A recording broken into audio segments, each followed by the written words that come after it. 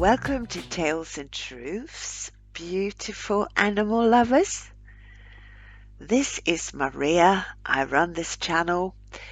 I started it as a spur of the moment kind of thing because I wanted to comment on the baby deer rescue videos on YouTube, which were videos of people stealing fawns from their mothers, calling it rescues.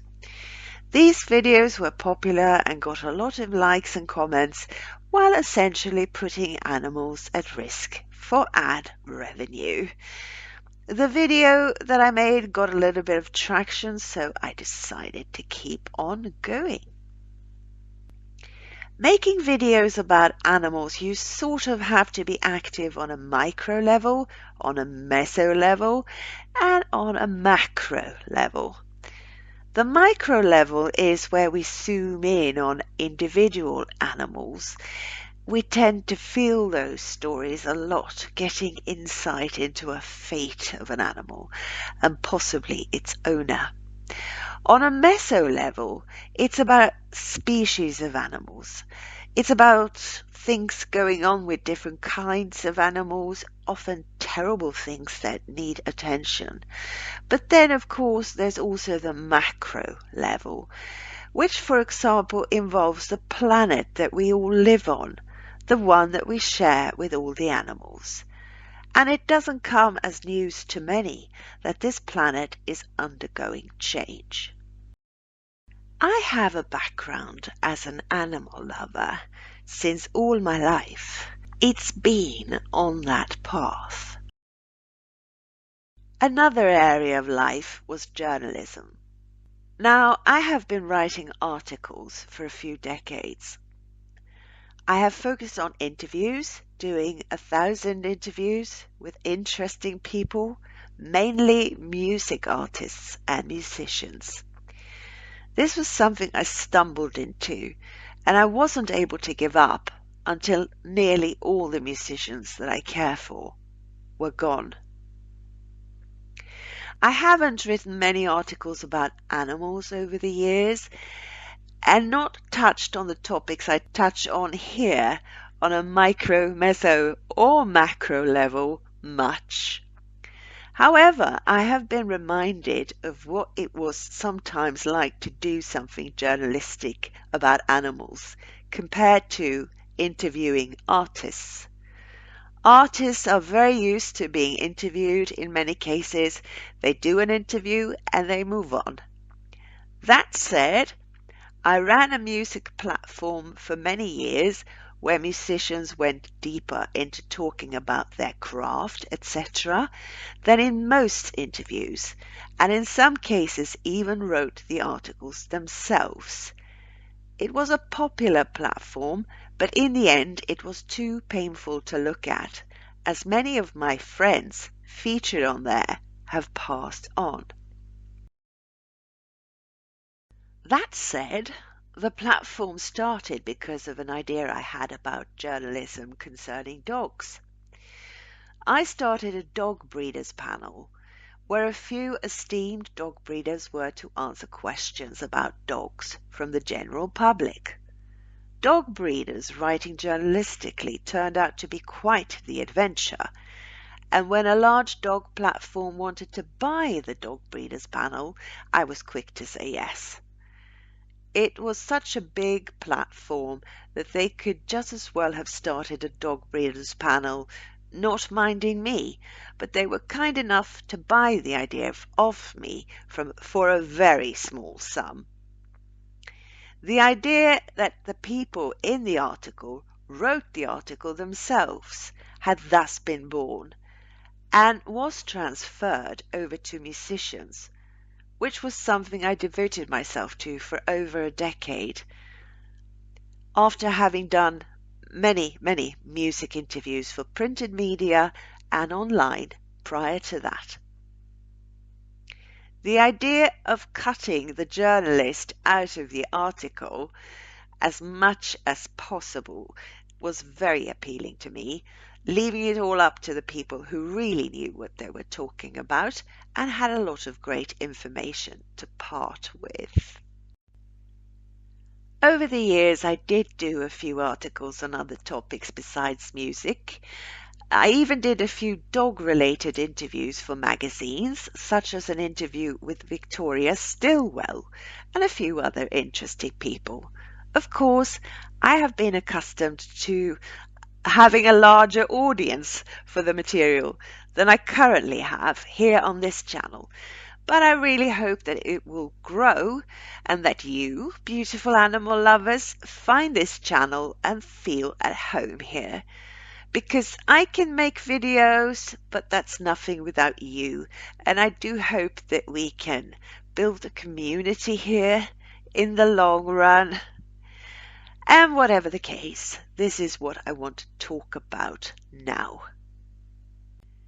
I wrote articles for the same publication for a few decades, among other things. And ahead of the climate summit in Copenhagen in 2009, I felt there was a need for an article. I wanted to interview someone without a political affiliation who could talk about the state of affairs on the planet. So now we're on macro level. I had been in contact with Sir David Attenborough before, briefly, and knew that he was a gentleman who picked up. So I asked if he would consider giving me an interview. He was gracious enough to do so, passionate about the information that he wants to spread. It's inspiring with passionate people. It's what the world needs and what animals need on all levels. They need and deserve passionate people who care for them and want to do things for them. And I'm sure that many who listen have that passion within too.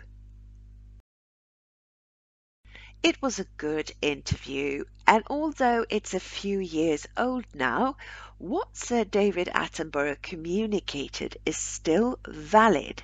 So I thought that I would read you his replies in the article. It is, of course, an exclusive, even though it's a few years old. Sir David started by saying that it isn't a coincidence that we all might feel that it is a little bit warmer than expected. He said the climate change over a long period of time, and it is now possible to see the evidence for this, also in your own environment, in this way. The first question was, of course, if it's possible to do something about what's happening. Sir David's reply was, yes, it's absolutely possible. Not that one would see the results of changes made now within the next 2 or 3 decades, but if we make changes now, we will see the results of that within a few decades. The next question was if it's possible to repair the damage that has been done, not just stop the damage, but also make things go back to the way they were. Sir David's reply was, yes, over a very long period of time it would be possible.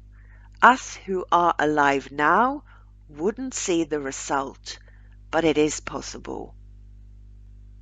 The next question was, it seems as if people are recycling, buy local products when it's possible, and are willing to drive as environmentally friendly cars as possible. Is that enough? Sir David's response was, as a singular individual, you can affect climate change the most by actually demanding that the politicians do everything they can for the environment. It is on a political level that the most important changes can and must be made. It is also important to support the organizations that work for a change.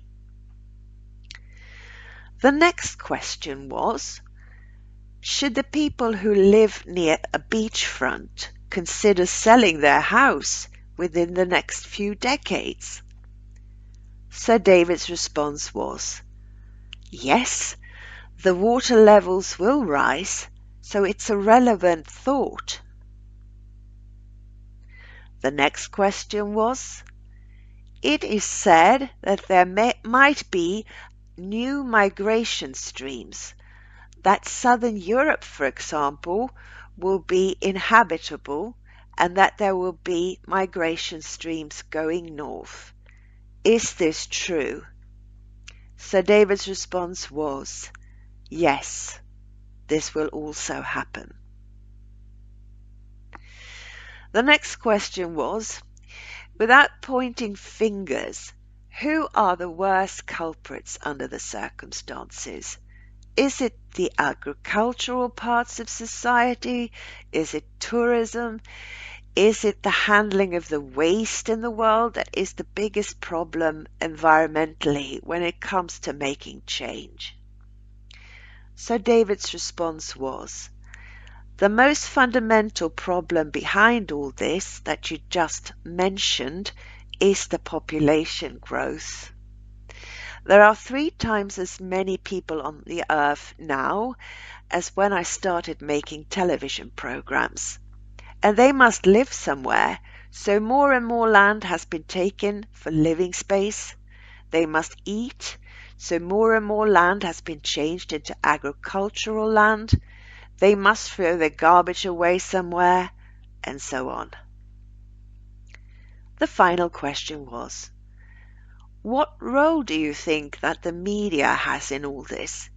Is there a risk that the media could create a panic around these issues, a panic that in it of itself can be dangerous?